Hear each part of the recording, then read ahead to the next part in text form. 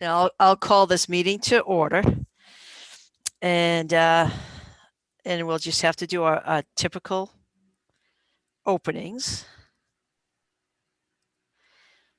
Okie dokie. So before we get started, let's introduce everyone on this meeting. I'm Sandy Brock. When I call your name, please confirm that you can hear me, that you are present. We'll start with the commissioners. Helen is not here. Alicia. Yes, I'm here. I can hear you. Patrick. Yes, I'm here. Oh, two Patricks. Sorry. We're doing the commissioners first, so. I apologize. No worries.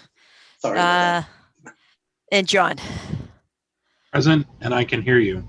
And we can hear you. Okay. I figured out the setting. And then we'll move to staff. Leah. Present, and I can hear you. Great. And Samantha. Present. Okay. We'll go through the anticipated speakers on the agenda. And I see that Wayne is here. Can you let us know? Yes, here, and I can hear you. Very good. Thank you. This open meeting of the Conservation Commission is being conducted remotely via Zoom, consistent with Governor Baker's executive order of March 12, 2020, due to the current state of emergency in the Commonwealth due to the outbreak of COVID-19. In order to mitigate the transmission of COVID-19, the governor's order suspends the requirement of the open meeting law to have all meetings in the publicly accessible physical location, encourages public bodies to hold meetings remotely with reasonable public access. Access information for the public is provided on the town website. Please note that this meeting is being recorded. Please remember to mute your phone or computer when you are not speaking. As chair, I will introduce each speaker on the agenda. After they conclude their remarks, I will invite each commissioner by name to provide any comments, questions, or motions.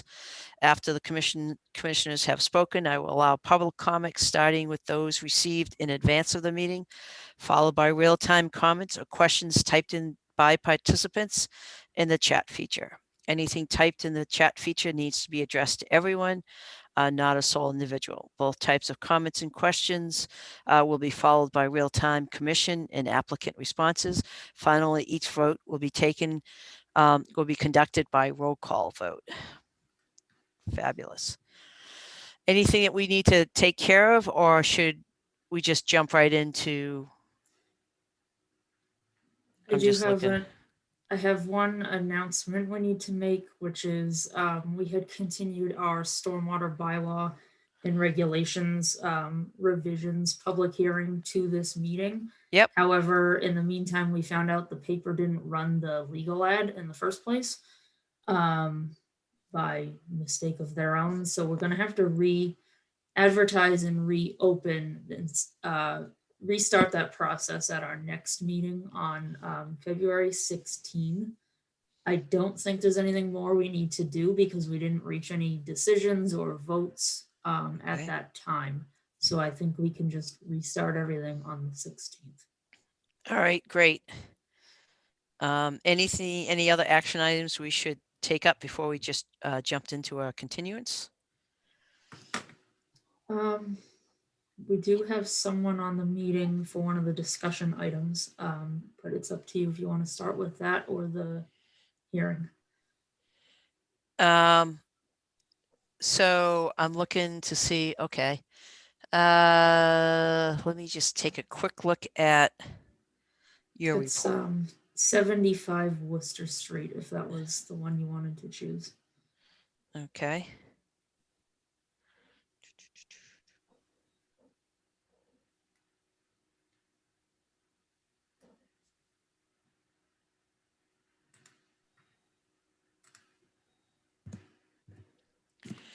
So if 75 Worcester Street is here, why don't we start with that discussion, then we'll move on to the public hearing. Okay, I'm just going to promote him to be able to talk. Hey guys, how you doing? Can everybody hear me? Yep, yes. I can hear you. Make sure. So you want to just go ahead, Leah. Sorry, just to give the commission a little bit of background. We got a tip from DEP that DEP had gotten an anonymous report of oil and also gravel from the parking lot of 75 Worcester Street. Some of you might know that better as Cancun's restaurant. That oil and gravel was heading toward the bank and into Lake Ripple, seemed to lead back to the dumpster in the parking lot that wasn't contained or closed. So I sent a letter to notify the owner and ask him to attend this meeting. He hasn't proposed a solution in the interim. Unfortunately, I don't have a photo or anything for you because everything's frozen now. This got reported to us a little while ago. So he's here to discuss what's going on there and what steps to take. Sure. And if you could just go ahead. Yeah, so I had called, I got the letter and I went out there, I looked. Excuse me, one moment. Yeah. Just can you just give your name and who you are, just so, because there's a lot of people that. Oh, yeah. So my name is Carlos Jimenez. I'm actually the manager here at Cancun's, but the same owners that own the restaurant own the building, the property. So I kind of handle all their affairs and handle everything here on a day-to-day basis. And so, yeah, so I received the letter and then I went out there and I saw it. It seems to be kind of just like a dumpster issue where sometimes the dumpsters, they start leaking, after being so old. We had an issue similar, not like, it wasn't like a violation or anything, but the health department before had been like, hey, I think your dumpster might be leaking. You might want to just get a new one. So we can have the trash company bring us a new one. They won't, they have no problem doing that. They do it all the time. And then the gravel part though, that just looked like it was just like sand runoff from, the parking lot and the roads and stuff. So just a quick question for you. When you say oil, you guys are a restaurant. Is that oil? Are you talking about, some sort of food oil and not like a, diesel Yeah, no, oil? Okay. no, it's just like food waste oil. Yeah, like Okay. food waste. I just And want not that like clarification. Yeah, not actual like oil or like grease oil, because we have a grease like a grease bin for that, for the grease waste, and they come and they they fish it out, or they pump it out, I should say. But from the trash, it just looks like it's just from the same food waste, from all the waste that we have here. Okay.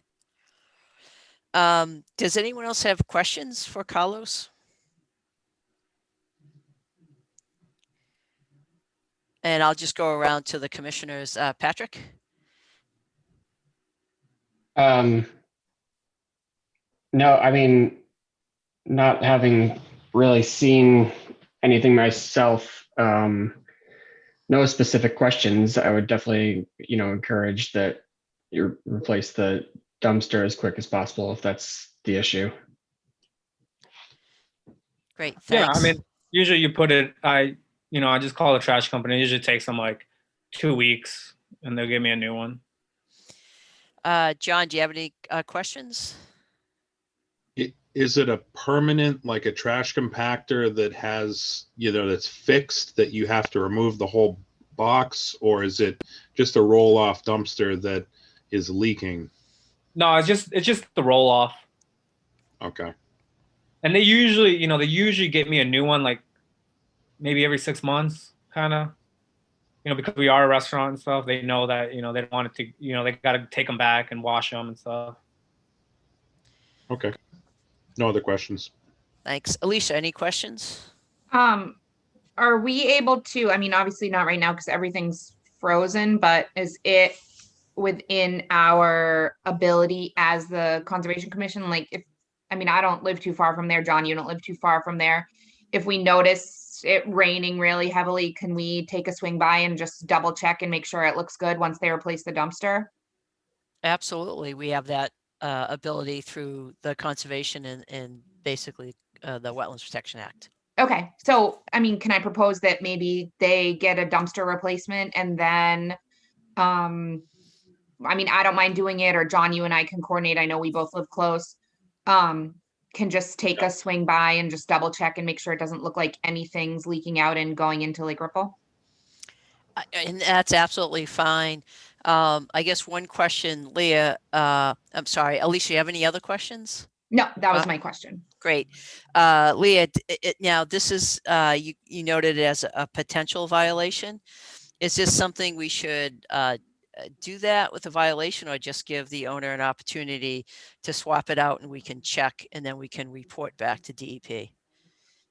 I mean, this is usually the first step the commission likes to take in the past before Okay. jumping right to an enforcement order, so. That's good. So I guess, so Carlos, I guess I would say to you is that, that we would encourage you to get your dumpster replaced at your earliest convenience, as far as the, whoever's your vendor is for the dumpster. And then just let Leah know that you've replaced it, and so that we can just document it. So if DEP calls or anyone else, we can say that it's been changed out, and we've got a couple of commissioners that are close by that might just swing by and double checks to make sure that there's no issue with that. And then Leah, will you follow up with a letter just to kind of close the loop? Yeah, absolutely. Okay. Now, I have one question. What about, so what are they looking, what are you looking for as far as like the gravel? Like I said, it's not really gravel. I would say maybe they were talking about just it, like the runoff of the sand from, when they sand the parking lot.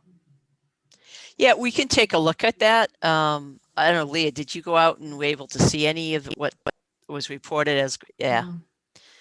So, yeah, let us take a look at that also, just because we haven't observed it ourselves. So once they replace the dumpster, I don't mind going out there and just scoping out the existing conditions. And then when things kind of thaw and we start getting rain in a month or two, we can go, I can do some spot checks. I'm okay with that. All If right. everyone else is okay with that. I'm absolutely fine. Thank you for volunteering. And Leah, that works with you? Yeah. Okay. So Carlos, so thank you for coming to the meeting tonight. Appreciate your response and Yes, of course. availability. And obviously we're following up on the complaint, and yeah, it's, whether it's, plant-based or, food-based, all those oils that get into Lake Ripple, those are all nutrients, and they cause, harm to the water. Yes. So, so that's why we're involved, and that's where our jurisdiction is. We are not the dumpster police.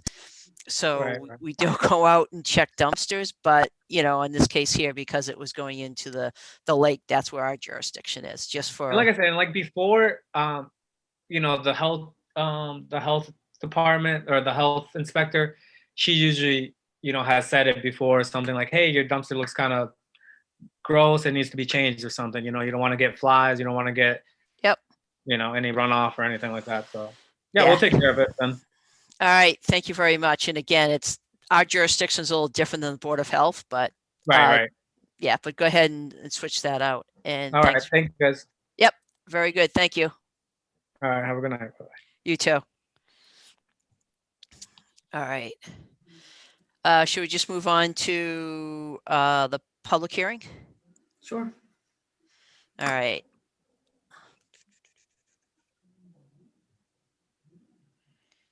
All right.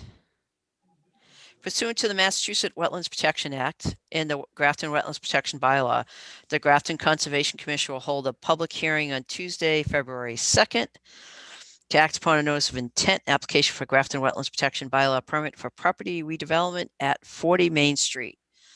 Wayne is here to speak for that. If you would, please present and give us your current status. Hey, thank you, Madam Chair, members of the commission and town staff. Wayne Bellick, Land Design Collaborative. I'm joined here tonight by Patrick Duffy of 4027 Main Street LLC. Again, thanks again for having us. As the commission recalls, we met with you on the 18th of January. Following that meeting, we had a meeting with the planning board the following Monday. As we met with the planning board, the town planner, Chris McGoldrick, had he not done it, I would have done it, certainly. He had brought to the attention the concerns of the commission with the parking spaces and asked that the planning board consider allowing for the grass paved 2 type permeable parking system on the site. The board had questioned the parking spaces, the construction, the maintenance of those parking spaces, and had asked for some literature for that. We did provide that to both the commission and the board, Madam Chair, as you had asked about, updating the O&M plan for that system, which we have. And that was provided to the commission along with additional information. So as you will see from this plan that Leah has called up, I need somebody to think for me. Thank you, Leah. So with that, as you can see, unlike the previous design, we had some parking spaces originally that were paved parking spaces. Now all the spaces here are going to be the grass paved 2 type system. To the northeast of the site, to the northeast of the site, we originally had 8x16 spaces, compact spaces, and the board had asked that we make them conventionally sized. That really didn't impact anything. If it was impervious, it certainly would have. But again, it is going to be essentially a lawn area with this grass paved 2 type system.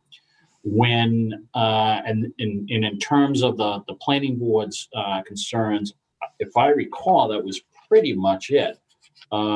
They did ask, compact spaces.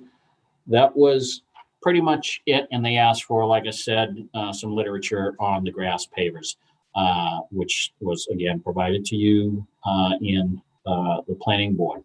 The commission had asked some questions, if you recall. And like I said, one of the questions was to update the O&M plan to provide for the grass paved 2 system, which we have, and submitted to both the board and the commission. One of the questions that was raised was about the maintenance, winter maintenance of the parking areas, and that sand and other chemicals not be placed on these areas. And as I described to the commission, in my situation, and a perfect example was today. So today I took the snow blower over the stones, the crushed stone driveway, and it worked like a charm. Left it up a couple inches, and it worked like a charm. I see the same thing happening here. So what we had discussed, if you recall last time, and now was reflected on the plan, on the southeast corner of the building at number 27, there will be a placard, a sign placed, and the sign is a 12 by 18 wall mounted sign saying that the use of sodium-based products is prohibited. And the sign is to be mounted 6 feet above finished grade, as shown on these plans. In addition to that, we would have at the corners of these parking spaces 5x7 signs stating that do not treat the parking spaces with sand. Those will be mounted to iron posts, which will be removed at the end of the snow season and staked prior to the first expected significant snowfall. We have updated, like I said, the O&M plan and the long-term pollution prevention plan discussing snow removal, incorporating these elements into it as well. The other comment that had come up was there was a request for a phasing plan. And in looking at the site and it only being 63 hundredths of an acre, to do a phasing plan out here would be, really restrictive. So what we'd like to do is direct the commission's attention to the sequencing plan, the construction sequencing plan, which if I could just quickly rattle through it, and what we would expect to have happened to get the site ready for construction and as it works its way through it. So we state that properly install the inlet sediment traps per the site plan. So around the perimeter of the site, as pointed out at the last meeting, there are several catch basins in the area, and that is to be done up front. Demo and properly dispose of the buildings slated for removal. Clear the work area of brush and shrubs intended to be relocated on the site or removed. Saw cut the pavement and remove at the construction entrance in the area of the proposed 3-unit building and properly dispose of the pavement and immediately install the construction entrance and perimeter erosion sediment control barrier. Install the erosion sediment control barriers for the fill stockpile area. Excavate the foundation hole and store loam and naturally occurring material on site within the silt fence around. Pour the foundation and begin framing and sheathing. Install all utilities and make the connections. Remove remaining pavement and construct stormwater management system. Apply straw mulch as may be necessary. Perform minor site grading on site, then prepare a new parking area for paving. And that would, when I say paving, that would be for the Bitconk paving on the main drive and for the grass pave 2 system. Pave the parking area and install grass pavers as shown on the site plans. Install permeable paver patios, then loam and seed the areas, keeping the areas watered in accordance with the manufacturer's specifications. And as I state in the letter, as well as that all the erosion and sediment control measures are to remain in place until a certificate of compliance has been issued by the Conservation Commission. I did reach out. There was a question about the discharge into the catch basin or drop inlet out at Cross Street. I reached out to the DPW director, Paul Canoyer. He responded in stating that it was fine. I explained to him that the inlet coming in was a 3-inch inlet, and the outlet of that structure was a 15-inch RCP. And he said that it was fine to connect to that. I believe Leah and Samantha, you folks were copied on that email from Paul that indicated it was okay to tie into that. Is that the case? I don't think he copied me on his response to you, but I had a conversation with him about it, and I can verify that he was okay with it. Okay, thank you. And then the other thing was the commission had asked that the catch basin out at the low point in that parking area be replaced with a stormwater treatment unit, and we had done that. So we proposed, we updated the plans to reflect a Storm Scepter 450i type device in that area. In addition to that, it was suggested that the drain lines running from the proposed building to the stormwater treatment unit and then down to the manhole and into the infiltration system, that, you know, perhaps 10 feet or so of those drain lines be perforated. We had gone ahead and I think, so coming from the building, we left about maybe 10 to 15 feet of that pipe from the building as a solid pipe. Beyond that, all the way down to the infiltration system, we made that perforated. I think it's suggested by the chair at the last meeting, you know, distribute the infiltration throughout the site, and this will be a practice that we're going to continue in the future on our projects. Thank you for the suggestion.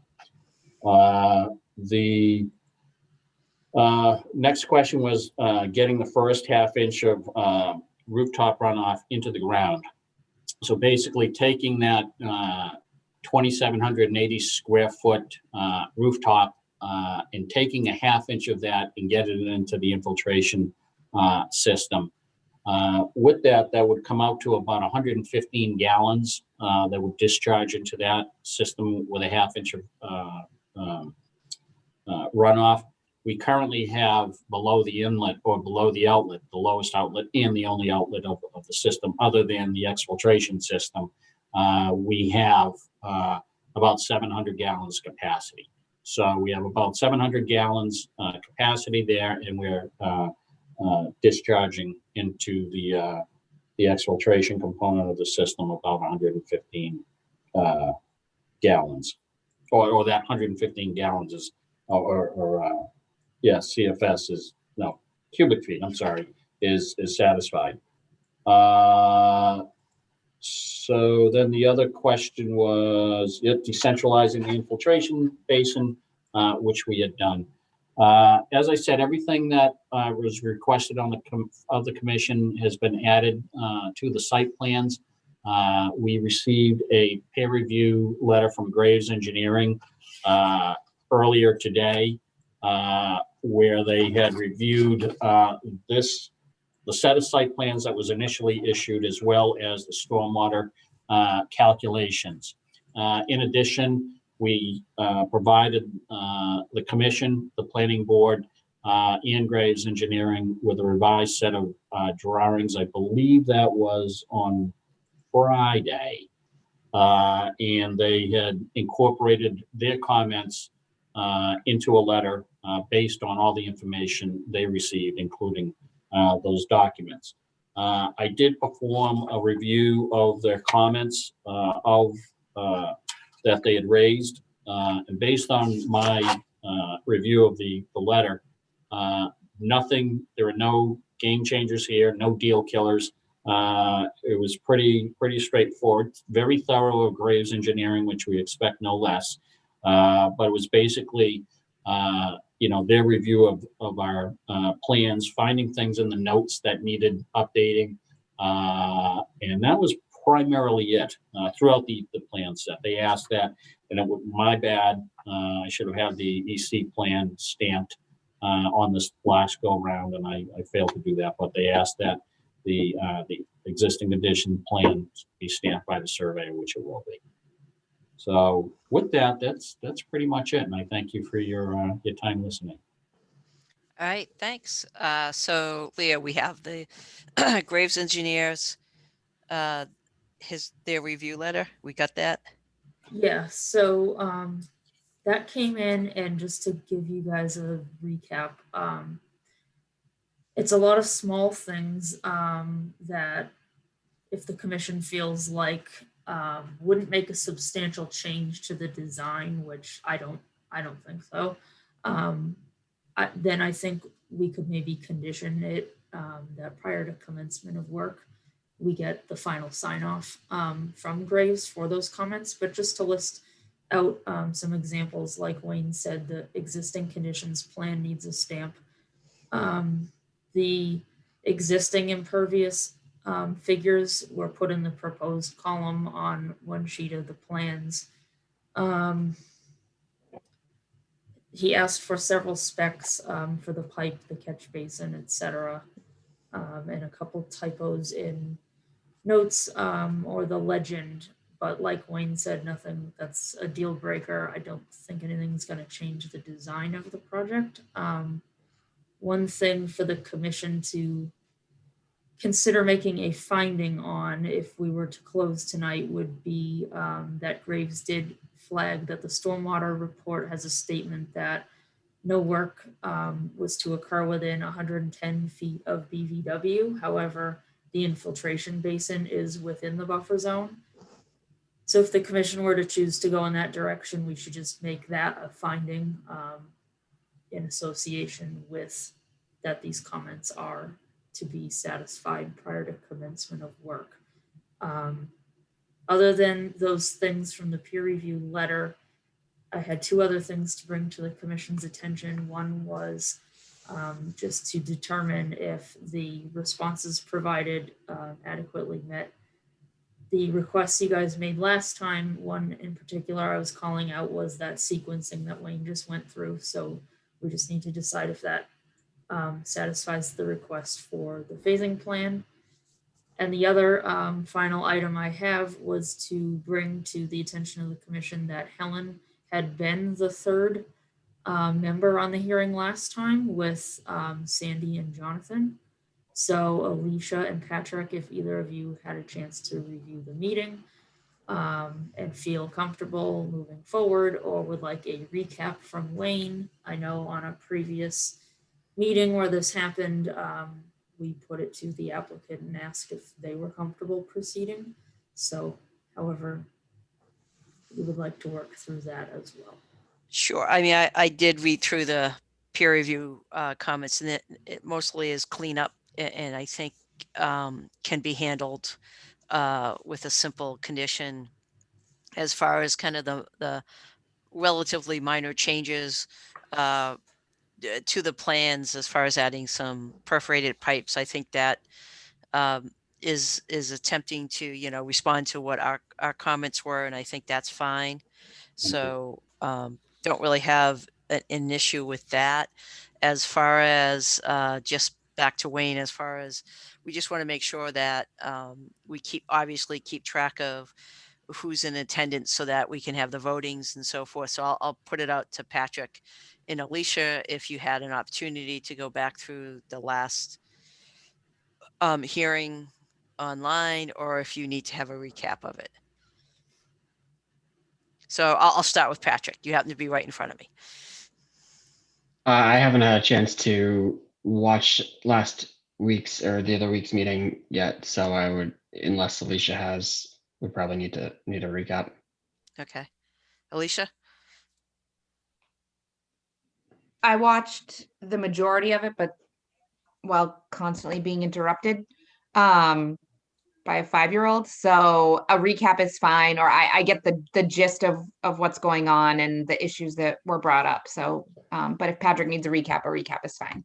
All right, thanks. And as far as Wayne, as far as your kind of comfort level with doing a brief recap of what we talked about last week, and then we can move on to getting the last input from the commissioners and so forth. Just before you do that, I am going to just let the people in the public know, if you do have any comments or questions, please feel free to type them into the chat box, and please make sure it's addressed to all, and we'll be happy to respond to any of those. So I'll swing it back to you, Wayne, and if you want to give a recap, and Leah, you can bring up whatever is needed for plans. Thank you, Madam Chair. Happy to do it.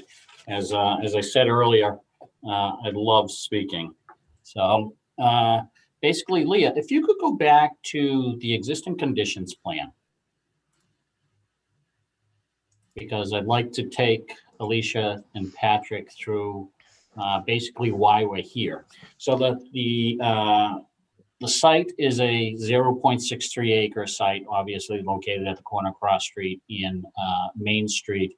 It contains several buildings.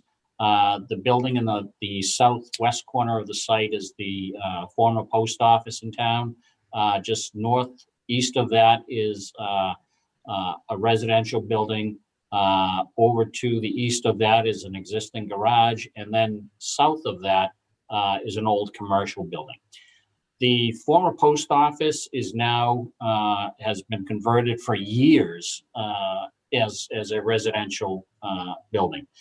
The residential buildings currently occupying tenants are number 40, being the one in the corner, and number 27, which fronts on Cross Street.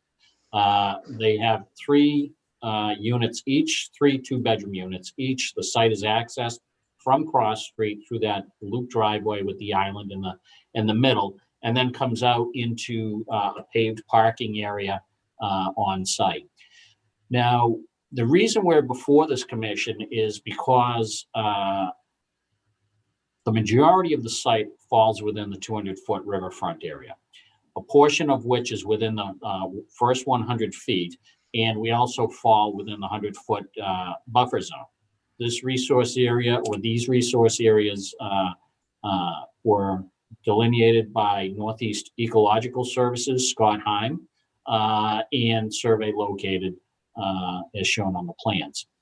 So with that said, in looking at the site, we looked back at the provisions of the Wetlands Protection Act, and in the WPA, as the commission knows, there are provisions in there for redevelopment, and we knew we were into a redevelopment project, and there are provisions in there for grandfathers provisions. So what I did is I looked back at the inception of the Riverfront Act back in anything prior to August 7th, 1996, falls under those grandfather or exempt provisions. So in this particular case, the parking lot on the site falls under those provisions. And again, we're looking to redevelop the site. Now, redevelopment, as you know, falls under previously degraded or paved areas. And one of the requirements is that you introduce more green space, and that's what we've done. So with the design, we're able to, Leah, if you wouldn't mind going to the next sheet. So with the design, what you're seeing here now is a result of our last meeting with the commission. As I said earlier, we did have some paved parking spaces, and we had a delta. I want to say it was like 100 and some odd, or maybe 400 some odd square feet. I can't recall. Reduced impervious area on the site. Well, since we've done this, we've been able to bump that up to 700-800 square feet of additional permeable area on site. So with that said, Patrick Duffy is proposing 3 attached multifamily units in the southeast corner of the site on the outer limits of the 200-foot riverfront area. As part of that design, he's required to provide 4 parking spaces. And like I said, those would be the grass paver type parking spaces. You heard what we were proposing as requested by the commission to provide the signage on site about maintaining those areas in the wintertime, as well as the use of sodium-based products on the property. We do have the snow storage areas you can see on these plans as well, which go around the perimeter of the parking area. As I explained to the commission at the last hearing, if this were my property, the way I would address the snow storage is that I would plow the main drive on site and then snow blow the rest of the areas out. Now, if you decided to plow those areas, as I said earlier, I handle my driveway, which is crushed stone, and those things can be lethal once they make their way through a chute. I keep the blade up. And so what I recommended in the long-term operation and maintenance plan of these grass pavers that we submitted recently to the commission yesterday, I suggested that if a snow blower or a plow is used, you keep the blade up, 2 to 3 inches. It'll be a little crunchy underfoot, but at least the majority of the snow will be gone. With that, the existing conditions, when we did the pre-development stormwater analysis, we found that behind number 27 Cross Street, the area was ponding. Certainly that's not a good situation, and this is based on the models as we ran it. And as we looked at that, the behind the building was ponding, so we said, you know what, we can't have that during construction. So we proposed a double grate hooded catch basin in that area. Meeting with the commission at the last meeting, it was suggested, and we've implemented a change to the plan which incorporates a stormwater treatment unit, the Storm Scepter 450i that I alluded to earlier. So basically, the rooftop runoff is collected, clean runoff, into the Storm Scepter, which then makes its way through the stormwater system that you see in the north of the site. That overflows into the catch basin out into the street with a 3-inch pipe. The velocity coming out of there, the volume that's coming out of there is de minimis, as is the velocity. So with that, that is basically the design of the site. Everything would be loamed and seeded once stabilized. If you have any questions, I'm happy to answer. If I could, as I explained to the planning board, not one tree is being cut on site. There will be along the property line of, along Main Street. There may be a little pruning on our side, but only as necessary. So the plan would be not to cut any trees on site.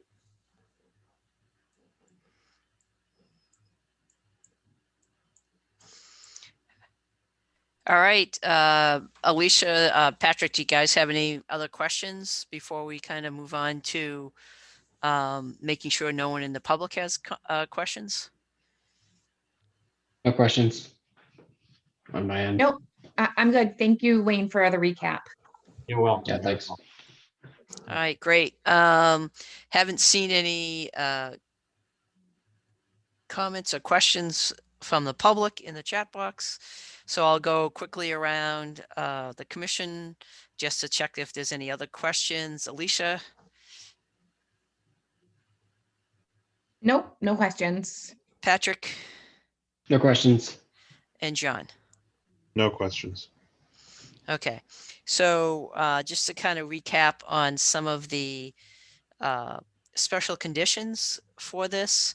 So Leah, obviously would be to that the applicant complies with the comments and addresses the comments that are indicated in the peer review letter, and just kind of maybe characterize them as housekeeping comments. Yep. And then as far as your kind of recommendations for special conditions, you have the one finding. Yeah, so I had the finding that the infiltration system is within the 100-foot buffer zone, contrary to the way the stormwater report stands right now. That, of course, is to be revised with the list from the peer reviewer. Then for special conditions, I would have winter maintenance is to be undertaken per the grass paver manufacturer recommendations so as not to damage or clog the system. The stakes at the limits of the grass pavers with this containing the signage about winter care are to be installed seasonally as mentioned on the plans. And the O&M plan and long-term pollution prevention plan, both provided by the applicant, are to be followed. And then just to repeat the other one, that prior to commencement of work, all outstanding comments from the Graves Engineering peer review shall be addressed.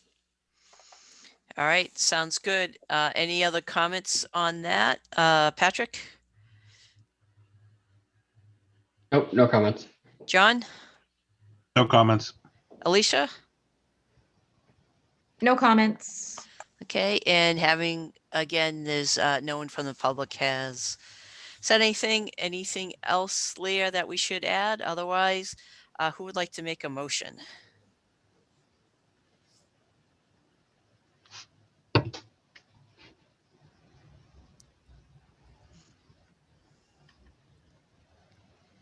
So you can kind of, we can make it simple, and you can actually just make the motion and include the special conditions as described by the conservation agent.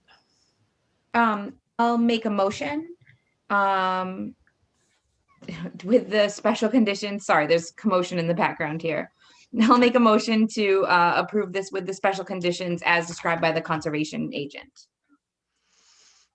Do I have a second? All right, Patrick seconds it. So let's do a roll call vote. Patrick? Yes. John? Yes. Alicia? Yes. I am also yes, and the motion carries and to issue the order of conditions. Okay. Good Terrific. luck. Yep. Thank you very much. So in those conditions, I'm assuming you have the pre-construction kickoff meeting out at the site as well? Yeah, just to, as clarification, we have a Good. set of standard ones. So we just really discuss the special conditions. So Very important, very Okay. important. Terrific. Thank you, folks. Much appreciated. all Always right. a pleasure coming before the commission. Everybody stay safe and healthy, and hopefully I'll be working in town again and get to come before you guys again soon. We'll be here. Thank you. Take care. All right. Bye-bye. All right. So, should we just take care of the action item for the meeting minutes? Sure. So, hopefully everyone has been able to review the meeting minutes. Do we have a motion on that, or does anyone have any comments or recommendations for changes? I'll make a motion to approve the meeting minutes from the January 19th meeting. I second that. Very good. Roll call. John? Yes. Alicia, I should have been a little bit more descriptive. We're going to vote for it, but Alicia? Yes. And Patrick? Yes. And I'm also a yes, the motion carries. Okay. Any other action items, Leah, as far as Lake Quinsigamond Commission? Yeah, so we have the Lake Quinsigamond Commission, if you guys remember, I don't know how long ago now, they came to us to talk about that we need to do more for the invasive species in the lake.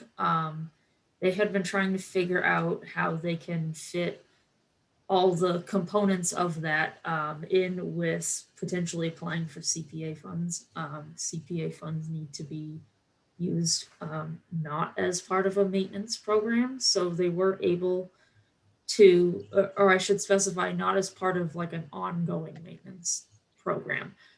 So the Lake Quinsigamond Commission was able to piece out the process and boil it down to that they need to do a study first of the weeds that are in Flint Pond, Hovey Pond, and a portion of the Quinsigamond River. The study's required to do aquatic invasive treatment. So they want to apply for CPA funds to fund that initial study that needs to be done. So they gave us a copy of the application they're looking to put in front of the CPC, and they are looking for the commission's endorsement of that application. And it was also asked if Jonathan could be the commission's representative as co-sponsor of the application. So those two items would need a motion from the commission. And if anyone has any questions about the plan, or if Jonathan, you want to add anything else, you're welcome to do that. So I don't want to add anything to that. No, that's fine. okay. And you're all set to be the representative for the commission for that? Yep. Okay.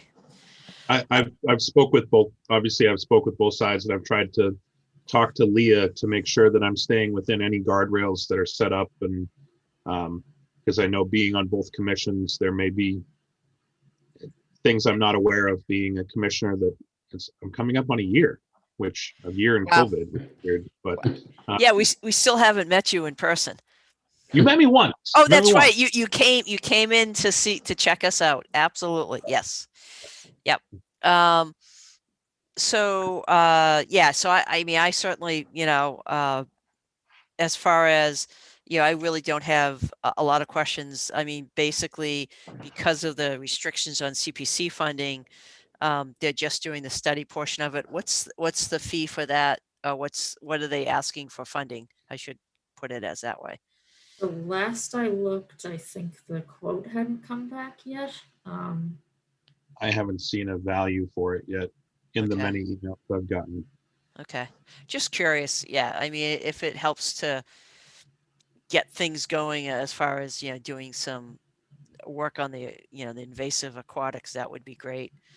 Yeah, I have no issue with that. So Leah, we need a motion and a vote. Correct. And we need two of them, or just one combined? You could probably combine it. I have the language on my agent report. If someone wants to just read it, that's fine. All right. Do I have a motion? I make a motion to approve John as the co-sponsor of the Lake Quinsigamond Commission's CPA application. Is that adequate? I would just add that the commission is endorsing the application. And Just to make for sure the we're commission covered. to endorse the application. Fabulous. Second? I'll second that. We'll do a vote. I'll do a roll call. Patrick, Yes. Alicia, Yes. John, Can I vote or do I have to abstain based on my involvement in it? I don't see the conflict because you're on the commission as a representative from the Conservation Commission. That's fine. Then yes. Okay, and I vote yes, so the motion passes. Okay. And then there's just anything else, Leah, other than the last discussion item for 1 Old Sawmill Road? I just had, well, 2 reminders. One is you guys might have seen the email that I sent out. It's time for conflict of interest and open meeting law trainings. So if everyone can get their materials back to me, I think the date was like April 9, I think was the last day. The things that you will return to me are 2 signature pages and a certificate that gets generated at the end of the training you take. So it's a total of 3 items to get back to me. Once I have everyone's, I will get a whole package over to the town clerk. So just a reminder to get that done sometime when it fits into your schedule. The other reminder I had is actually for Sandy in particular. We sent out a new 114 Miriam extension permit from the last meeting. We were asked to swap the applicant and the representative fields on that document. So I believe the other 2 signed off on it already. If you could just sign off and DocuSign on that revision so we can issue that. We have to issue that one by tomorrow. So Okay. you can do that as soon as you can. Yep, I can do that. The other thing I had was that if you guys remember a meeting or maybe 2 ago, we talked about chapter 61A land at 59 Pleasant Street, which let me pull that up on just AppGeo first. So we talked about this parcel. It abuts 2 parcels that the commission already owns. So we made the recommendation to the select board to exercise the right of first refusal and go ahead and pursue the parcel, which would be this one here in green. The commission already owns 12 Peters Way over here and 8 Joys Road over here. In addition, to the north is state open space as well. So it was our recommendation to the select board that they pursue this parcel because it would link all that open space together, provide habitat, trails, etc. I gave that recommendation to the select board, who were discussing this the same night we were. We often meet at the same time that they do. In their discussion, the potential buyer for 59 Pleasant was there and talked about another option for the town, which you can see here. In that they get to develop the front 5.6 acres here in blue, and they would donate the back portion, 6.3 acres, to the town to get that contiguous open space out back. So we wouldn't have as much opportunity for frontage, but we do have, cars can park street side on Peters Way, and there's a trailhead here. So the select board wasn't seeing a path forward in funding the purchase of the entire parcel, was interested in entertaining this split option, and going forward was going to try to figure out how they can be kind of assured of this happening were they to go ahead and say no on the 61A offer. So I don't know if they have that answer in place yet, but they wanted to ask of the commission, if there isn't a path forward to purchase the whole thing, is the commission in support of this proposal, or was it still the commission's recommendation that it needs to be like an all or nothing type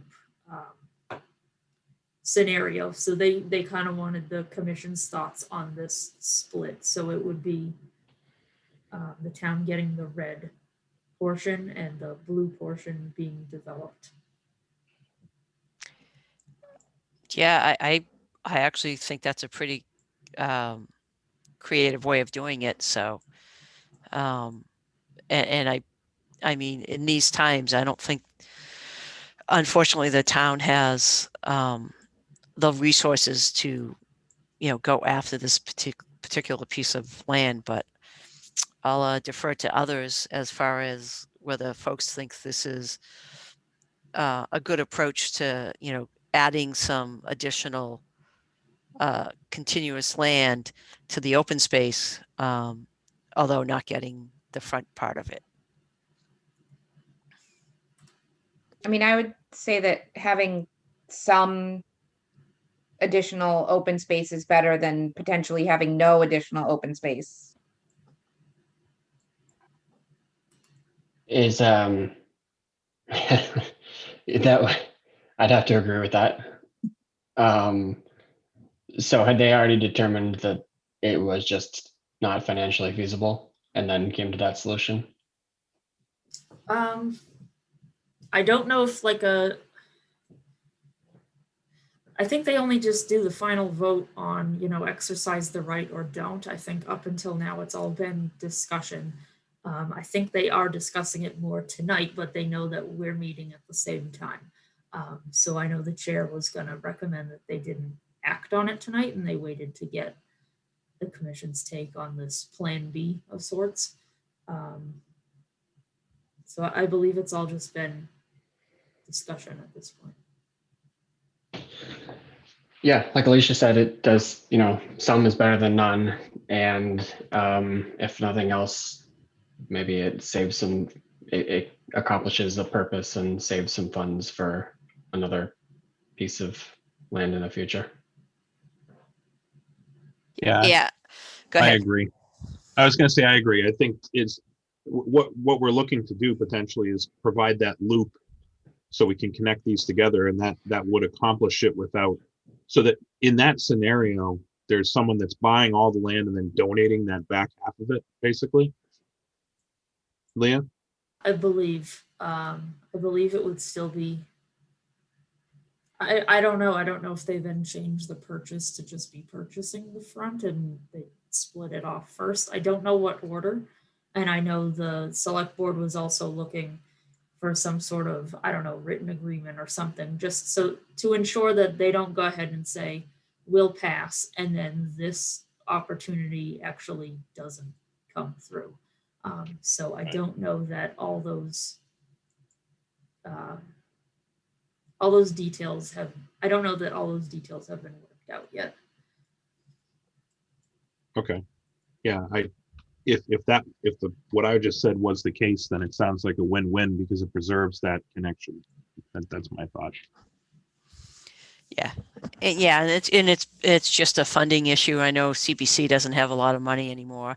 And yeah, so there's not like when you look at opportunities to buy land and so forth by the town, it's probably going to be challenging in the near future. And I think this is a good option. So should we just make a quick motion or yep.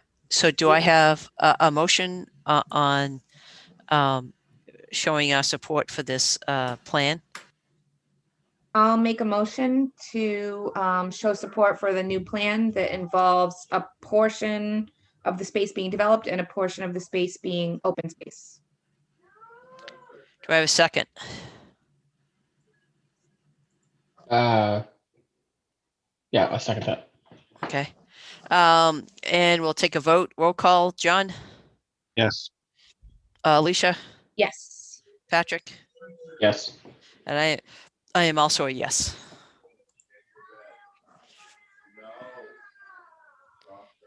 All right.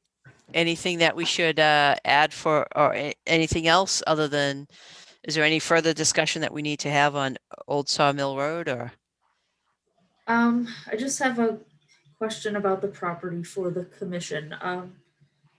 So to give a little bit of backstory, the commission issued a negative determination in December of 2019 for a catch basin to be installed in Old Sawmill Road, which I can work on pulling up while we talk. So the proposal was a catch basin in the road because the road often flooded. That was going to lead through a pipe to a head wall at the back of the property at One Old Sawmill Road to alleviate that flooding issue in the roadway. So they came to the commission, got a negative determination. During the hearing, the engineer had stated that it was only intended to convey that water from the road.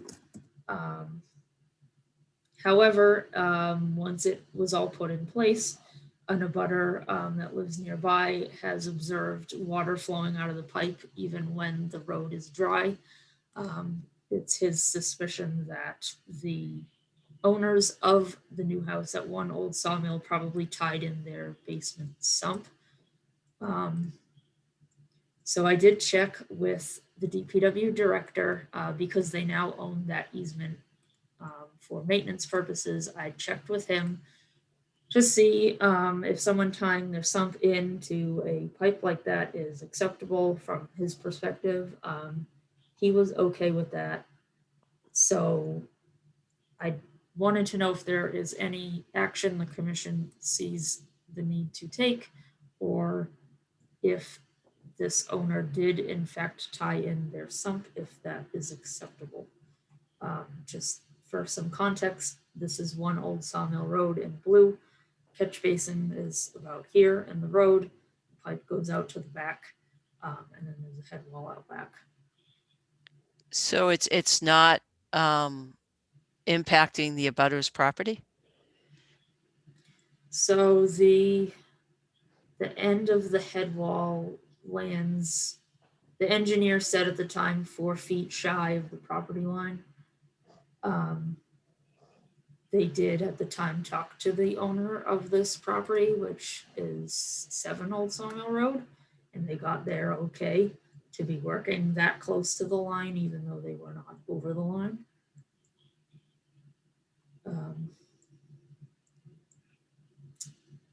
Yeah, that's all I have on that.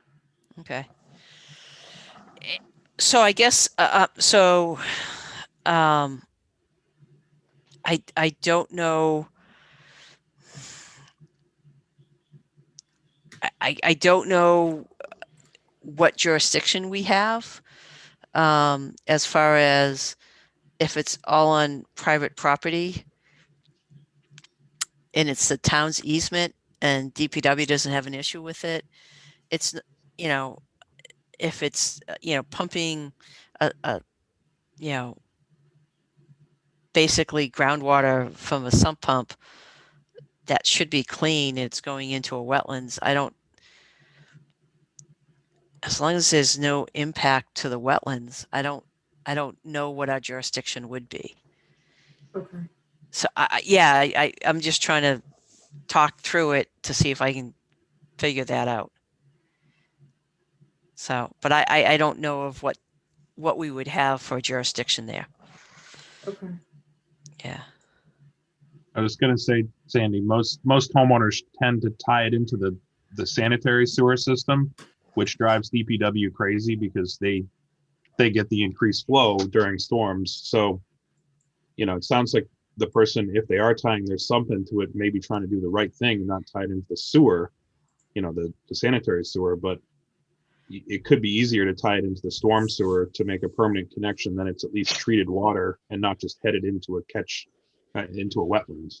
But if it's groundwater, it's what's feeding the wetlands anyways. But no, I get that. Yeah.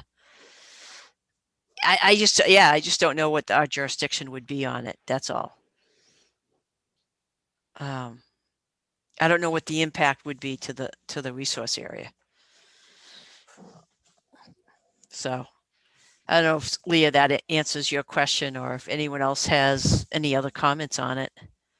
Like John said, it just seems like it's not a bad solution, and especially if DPW doesn't have an issue with it. No, I appreciate that. I mean, I had echoed similar comments when we get these questions. I just wanted the commission to say it. Yeah, not a problem. I just, I don't know what our jurisdiction would be. So, Okay, I will relay that back to the resident. okay. All right. Is that it? That's all I have. Anyone else have anything else? Everyone staying safe and healthy? More or less. It's getting close. Okay. Other than that, if nothing else is needs to be said, or if you don't have anything else, Leah, we can make a motion. The last motion. I make a motion to close the meeting. Do I have a second? There we go. John, Yes. Alicia, Yes. Patrick. Yes. I am also a yes. The motion carries.